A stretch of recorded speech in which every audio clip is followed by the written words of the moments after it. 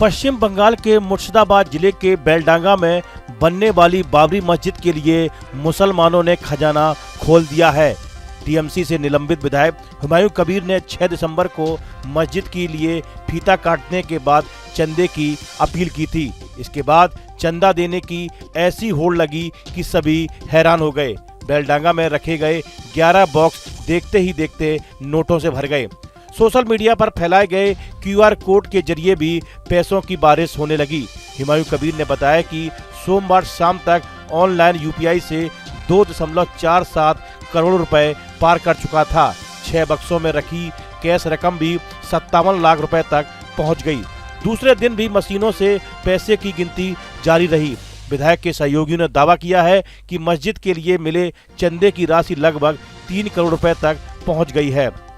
मुर्शिदाबाद में बनने वाली बाबरी मस्जिद के लिए न सिर्फ पश्चिम बंगाल से बल्कि देश के अन्य राज्यों से लोग चंदा दे रहे हैं। जानकारी के मुताबिक टीएमसी से निलंबित विधायक हुमायूं कबीर ने बाबरी मस्जिद बनाने के लिए 38 करोड़ रुपए का बजट अनुमान लगाया है। 6 दिसंबर को मस्जिद के शिलान्यास के बाद चंदा देने का सिलसिला शुरू हुआ है।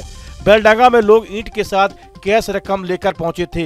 वहां चंदा देने के लिए 11 डोनेशन बॉक्स रखे गए थे। शिलान्यास के बाद बड़े बड़े स्टील के बक्सों में कैश डालने के लिए धक्का मुक्की भी हुई। लोग नोटों की गड्डियां बक्सों की ओर फेंक रहे थे। कई नोट निशान से चूक गए, लेकिन वे फिर भी कोशिश करते रहे कि उनका दान बक्से में चला जाए। ऐसे नोट बोरे में भर गए। अंत में खुद हुमायूं कबीर को अपील करनी पड़ी कि अब डोनेशन नहीं दें, क्योंकि बैंक में कैश जमा करने की लिमिट क्रॉस कर चुकी थी। हुमायूं कबीर ने स्थानीय मदरसों के 30 शिक्षकों को अपने बहरामपुर स्थित आवास पर कैश गिनने का जिम्मा सौंपा है। यह गिनती सीसीटीवी की निगरानी में हुई और पूरी प्रक्रिया को पारदर्शिता बनाए रखने के लिए सोशल मीडिया पर लाइव स्ट्रीम भी किया गया। कबीर ने कहा कि जनता का समर्थन सभी उम्मीदों से परे है। उन्होंने यह भी दावा किया कि भारत के बाहर से भी दान आया है। मस्जिद के लिए लोगों ने स्वेच्छा से दान किया है।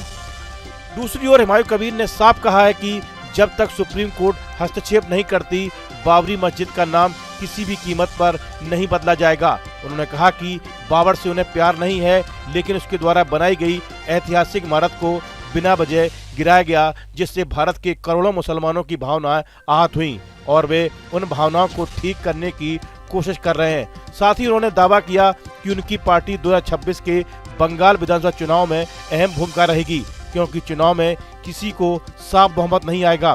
बाबरी मस्जिद की नींव रखे जाने के बाद हुमायूं कबीर को टीएमसी ने सस्पेंड कर दिया है, तो हुमायूं ने अपनी नई पार्टी बनाने की घोषणा कर दी और पश्चिम बंगाल की 135 विधानसभा सीटों पर अपने प्रस्तावित पार्टी के उम्मीदवार उतारने का ऐलान भी कर चुके हैं। साथ ही वे असदुद्दीन ओवैसी की पार्टी एआईएम के साथ मिलकर विधानसभा चुनाव लड़ने का भी दावा कर चुके हैं। देखा जाए तो लगता है कि हुमायूं कबीर अपने रास्ते पर चल पड़े हैं और ममता बनर्जी ने उनकी सारी गतिविधियों से तकनीकी तौर पर पूरी तरह से पल्ला झाड़ लिया है।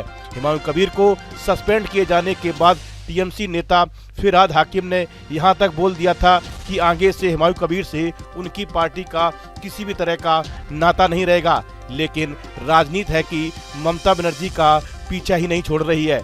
इस वीडियो में फिलहाल इतना ही। आप बने रहिए न्यूज नेशन के डिजिटल प्लेटफॉर्म के साथ। आपके मोबाइल पर तुरंत आएगी ब्रेकिंग न्यूज। स्क्रीन पर सबसे पहले दिखेगी बड़ी खबर। देश दुनिया की हर खबर एक जगह। अब आपके मोबाइल पर तुरंत इंस्टॉल कीजिए न्यूज नेशन ऐप और रखिए खुद को अपडेट।